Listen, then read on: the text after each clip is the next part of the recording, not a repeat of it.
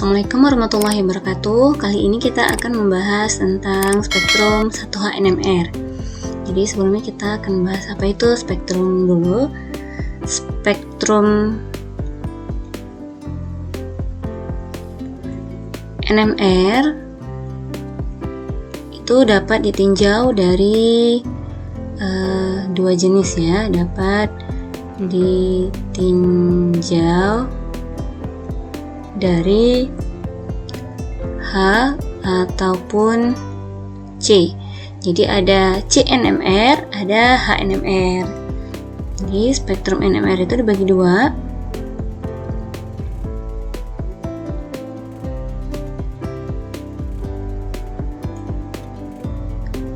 NMR dibagi dua, yaitu ada 1H NMR itu untuk mendeteksi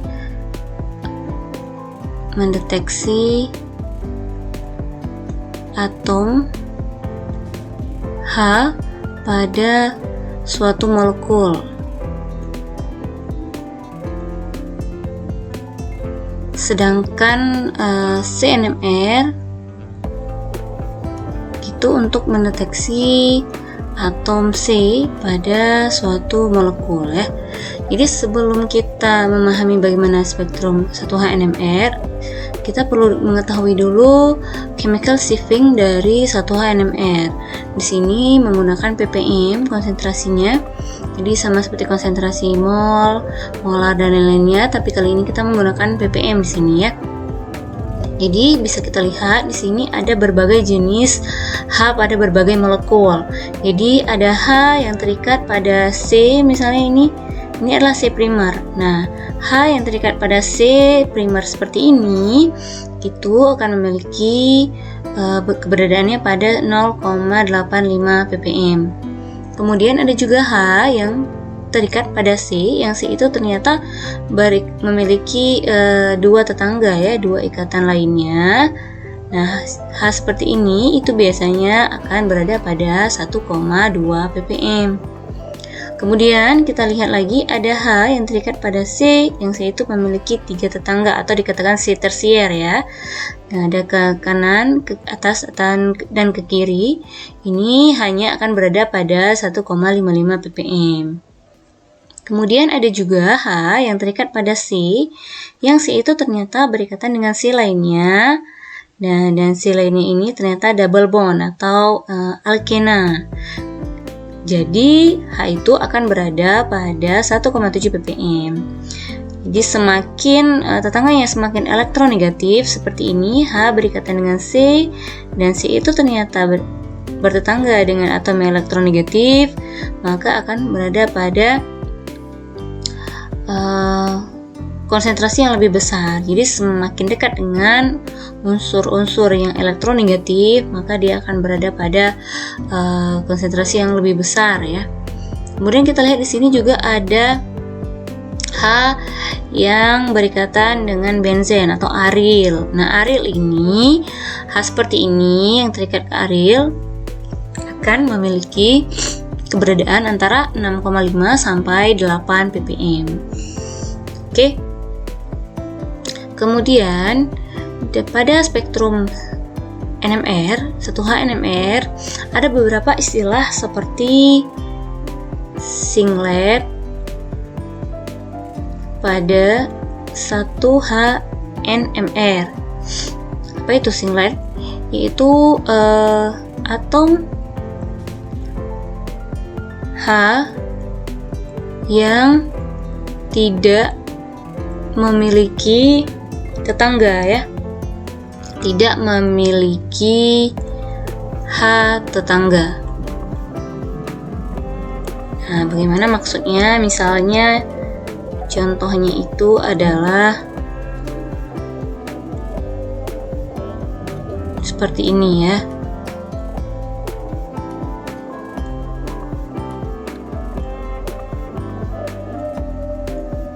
Nah, pada kondisi A ini, di sini ada C, yang C itu memiliki dua buah H.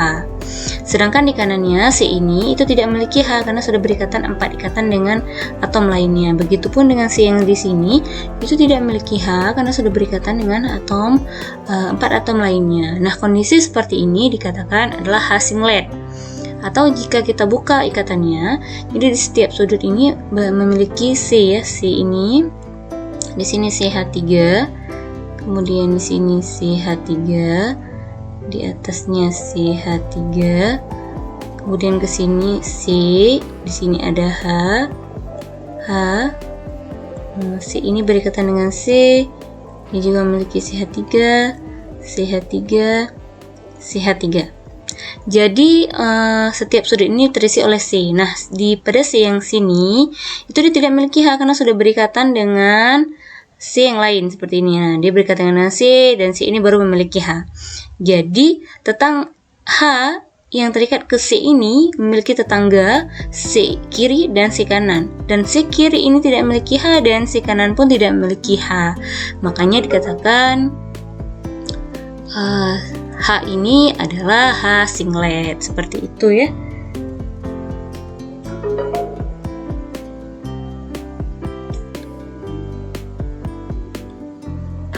Oke, kemudian ada istilah duplet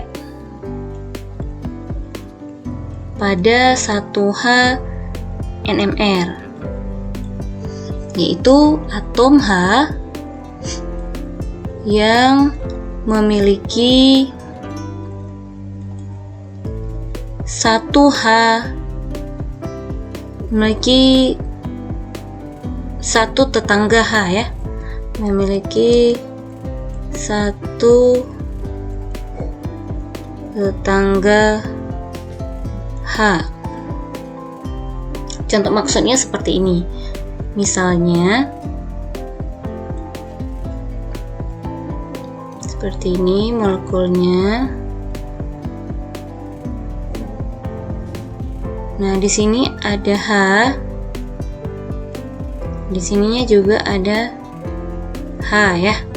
Nah, sedangkan di sini itu sudah berikatan dengan atom lainnya. Jadi ini adalah kondisi B kita katakan. Nah, pada kondisi B ini jika dibuka ikatannya, di sini ada C, yang C itu berikatan dengan CH3. Di sini dengan H, kemudian di sini dengan H, di sini C berikatan dengan H, 2 buah H, ke kanan dia akan berikatan dengan C, CH3, kemudian CH3, ke bawah CH3.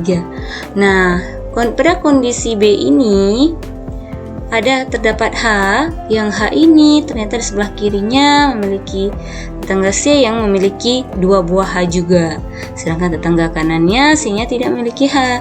Jadi hanya sebelah tetangga kirinya yang memiliki H, jadi dikatakan duplet pada 1H NMR. Yang terakhir itu ada multiplet ya, multiplet pada 1H NMR, yaitu atom H yang memiliki lebih dari satu tetangga H.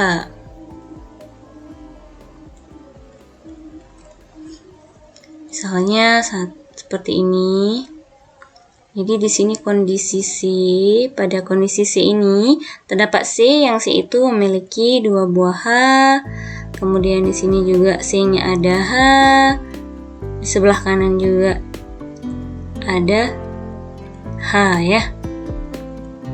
Jadi kalau kita buka ikatannya seperti ini C.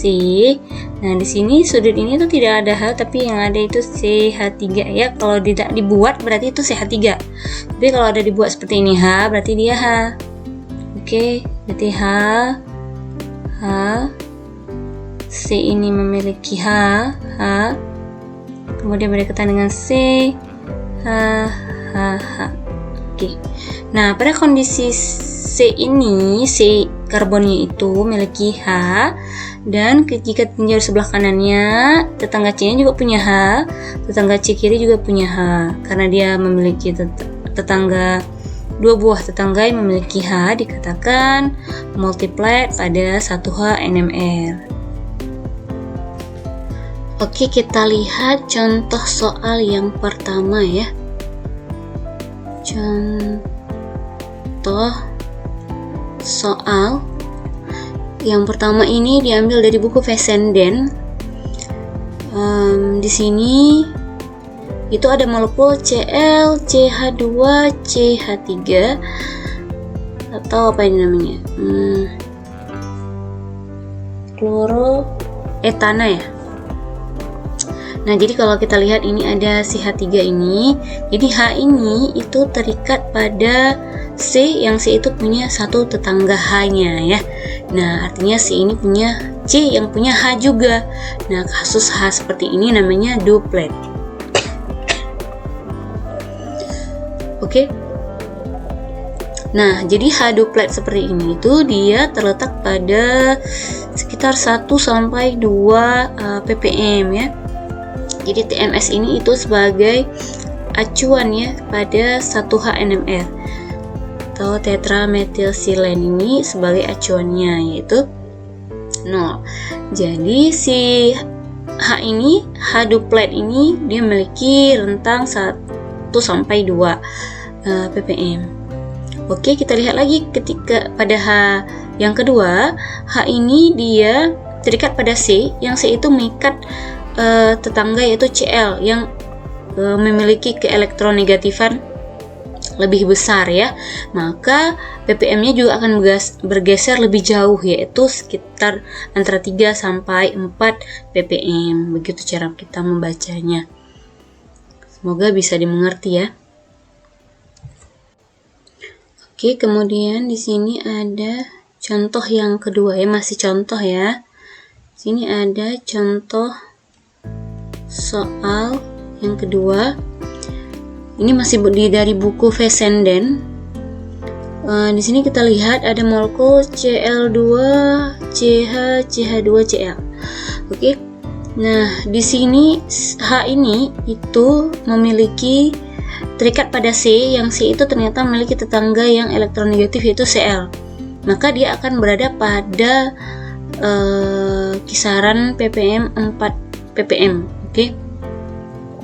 Kemudian ada juga H, yang H itu juga terikat pada C yang ternyata mengikat 2 buah Cl, yang 1 Cl aja dia bisa 4 ppm, maka kalau 2 berarti lebih elektronegatif lagi, maka dia akan menggeser lebih jauh yaitu ke 6 ppm ya. Jadi semakin yang diikat itu atomnya memiliki keelektronegatifan lebih besar, maka akan bergeser sedikit lebih jauh ke sebelah kiri ya.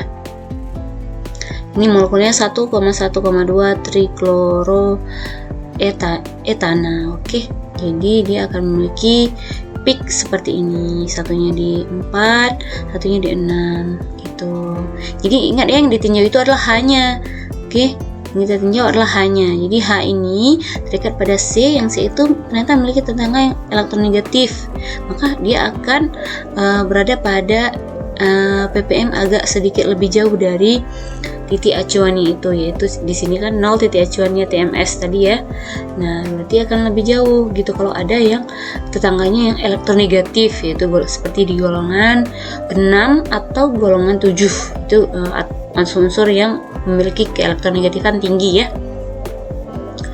Oke, jadi ketika hidrogen bertetangga dengan unsur yang lebih elektronegatif, yaitu golongan seperti golongan 5 atau seperti golongan 6 atau 7. Nah, dia akan memiliki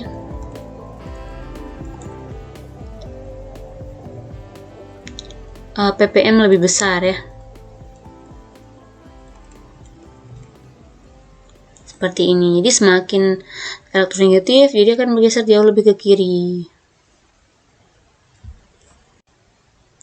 Baik, sekarang kita masuk ke soal KSN tahun 2022 ya.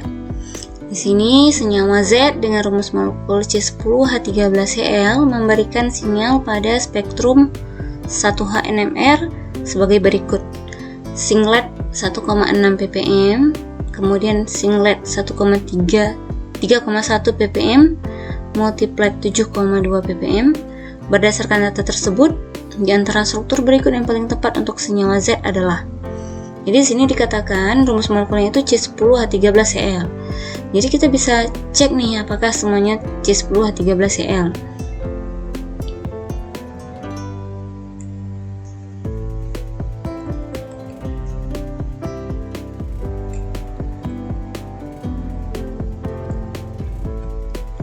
Ya, jadi berdasarkan data ini, kalau seandainya semuanya sama, berarti rumus molekulnya tidak bisa dijadikan acuan ya untuk menjawabnya, karena semuanya sama. Jadi kita nggak bisa eliminasi jawaban. Tapi kalau kita lihat dari sini, itu dikatakan singlet 1,6 ppm. Nah, kita kan tadi sudah bahas bahwa singlet itu artinya tidak memiliki tetangga H. Kita cek ini yang gambar pertama. Itu di sini ada C, yang C itu punya 2 ikatan, otomatis 2 lagi akan diisi oleh H. Nah, di sini C-nya udah punya 3 ikatan, otomatis hanya satu diisi H. Berarti di sini C di sini, H di sini itu bukan singlet, dan di sini juga bukan singlet. Jadi di sini sama ya. Jadi C ini punya 2 ikatan, berarti 2 lagi diisi oleh H ya. Berarti yang gambar 1 itu tidak ada yang singlet. Kita cek ke gambar nomor 2, itu di sini ada C, yang C itu sudah punya 2 ikatan, berarti dia kita gambar di sini aja ya. Seperti ini. Ini Cl. Nah, di C ini itu sudah ada 2 ikatan, satu ke kanan, satu ke kiri. Nah, berarti otomatis ada 2 lagi yang diisi oleh H ya. Kita cek tetangganya C ini ternyata sudah punya 4 ikatan, 1, 2, 3, 4. Berarti di C ini sudah tidak ada H lagi. Dengan demikian di sini dikatakan H singlet ya. Nah, seperti ini. Jadi ke kanannya sudah tidak ada ikatan, sedangkan ke kirinya itu juga tidak ada ke kanannya sudah tidak ada H, ke kiri juga tidak ada H ya. Karena benzen itu seperti ini. Itu sudah di sini itu udah ada 4 tangan, 4 ikatan. Jadi 1 ke sini, 2, 3, 4. Jadi di sini itu di sudut ini tuh sudah tidak ada tempat untuk H karena sudah 4-4-nya berikatan. Oke. Seperti itu ya. Jadi memenuhi untuk yang 1,6 ppm singlet 1,6 ppm. Yang kedua dikatakan ada singlet 3,1 ppm. Nah, kita cek nih di sebelahnya itu. Di sini ada C.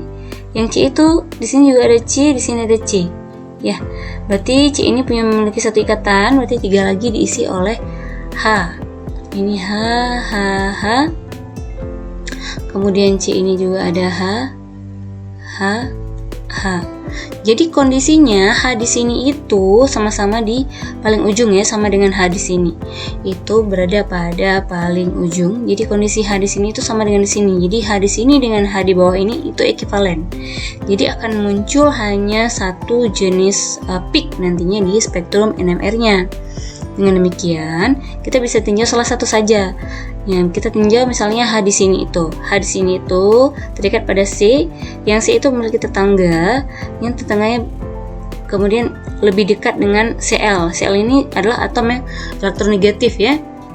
Jadi atom yang elektronegatif itu terletak pada golongan 6A dan 7A ya, seperti oksigen, kemudian ada golongan 7 ada fluor. Nah, itu adalah golongan-golongan yang memiliki atom yang elektronegatif. Jika berdekatan dengan kondisi seperti ini, itu akan membuat chemical shifting-nya itu berada pada jarak konsentrasi yang lebih besar. Seperti ini 3,1 ppm ya, karena diakibatkan H ini itu berdekatan dengan si Cl. Seperti itu. Itu akan membuat H yang berdekatan dengan atom yang elektronegatif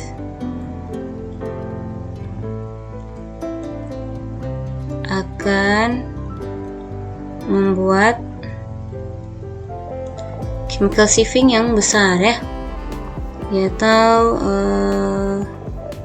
chemical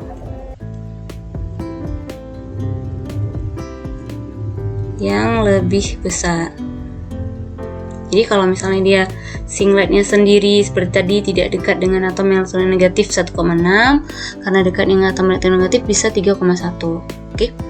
Sedangkan yang terakhir itu ada multiplied 7,2 ppm. Nah, kita cek nih di tabel tadi, bisa dicek itu kalau di tabel tadi 7,2 ppm itu artinya H yang berada terikat pada benzen ya. Jadi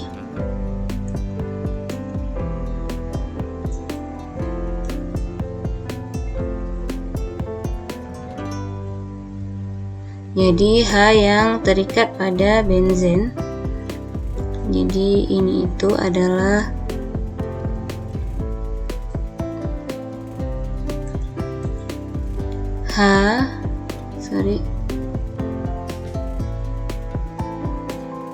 ini adalah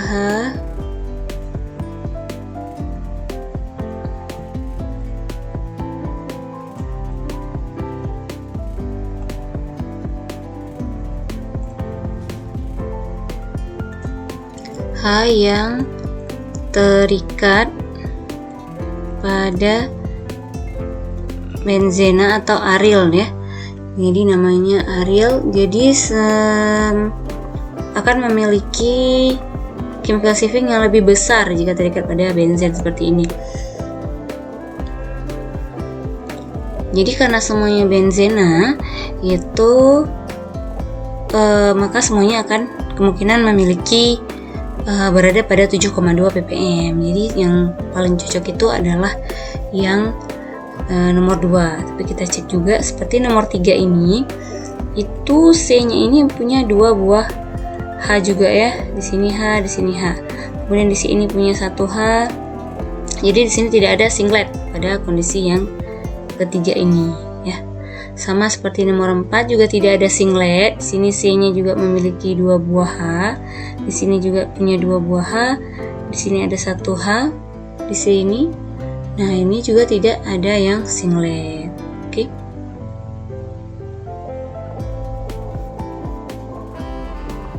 Di sini juga tidak ada yang singlet. Di sini hanya 2. Di sini hanya 3. Jadi si ini mengikat 2 buah H ya, karena sudah ada kan 2 ikatan ke kanan dan ke kiri. Sedangkan C di sini cuma ada 1 ikatan yaitu ke kiri. Jadi C di sini harus terisi dengan 3 buah H lagi. Jadi H ini tidak dikatakan singlet karena memiliki tetangga yang H. Jadi jawaban yang benar itu adalah yang B.